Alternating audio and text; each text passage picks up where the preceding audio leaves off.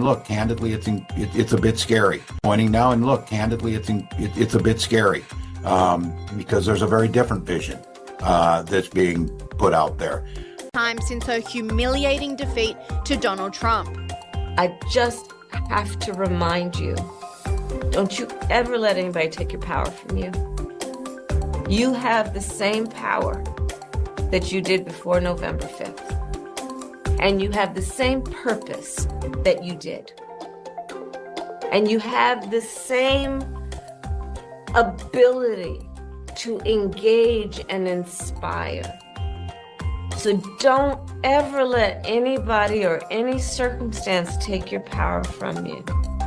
Online commentators immediately reacted to the bizarre statement. Released her first video since the election, and she sounds like a drunk girl hyping me up in the women's restroom. This commentator doubled down with this hilarious tweet.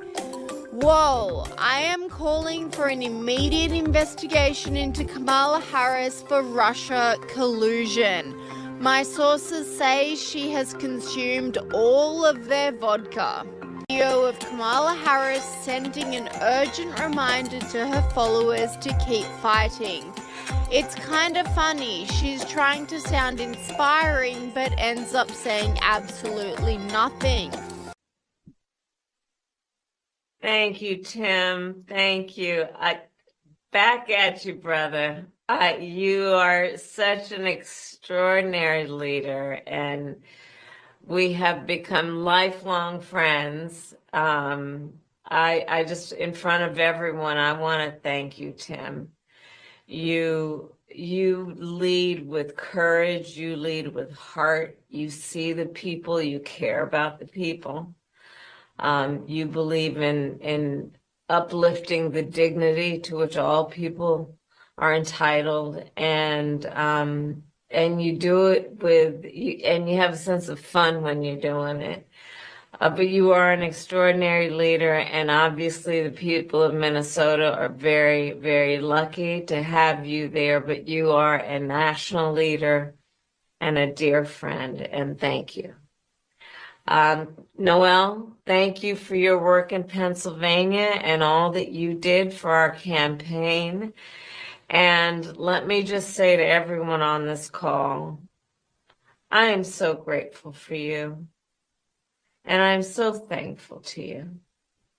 I'm thankful for your love of our country and your willingness to put the work into it. I'm thankful for the faith that you put in me and Governor Walz and our team. And I am thankful because I know your character is such that you're not going to get knocked down. And you're in this fight. And you're in it for all the right reasons. And I know that about you. It's why you're part of this call right now, and all the work that you did over those 107 days and even before. That's your nature. And the outcome of this election obviously is not what we wanted. It is not what we worked so hard for. But I am proud of the race we ran. And your role in this was critical. What we did in 107 days was unprecedented. Think about the coalition that we built, and we were so intentional about that. You would hear me talk about it all the time. Being a daughter of parents who are active in the civil rights movement, I know and believe that the best movements that are about progress in our country mean that it's leaders that we are dedicated to the coalition, to bringing people together that seemingly have nothing in common, but have everything in common. A coalition where we bring people together based on a deep love of our country and our understanding that the strength of our country will be a function of our willingness to put in the work, and that we will do that work with a sense of joy, yes, with a sense of work ethic and understanding it's going to be hard, but it's good work. It's good work to be engaged in a collective fight for America's future.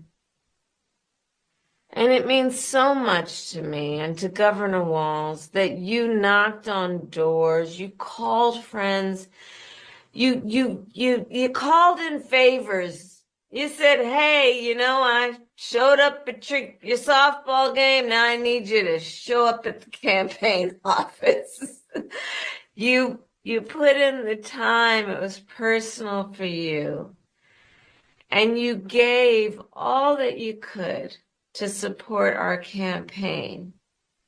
Because of your efforts, get this, we raised an historic $1.4 billion, almost $1.5 billion from grassroots supporters alone, the most in presidential campaign history.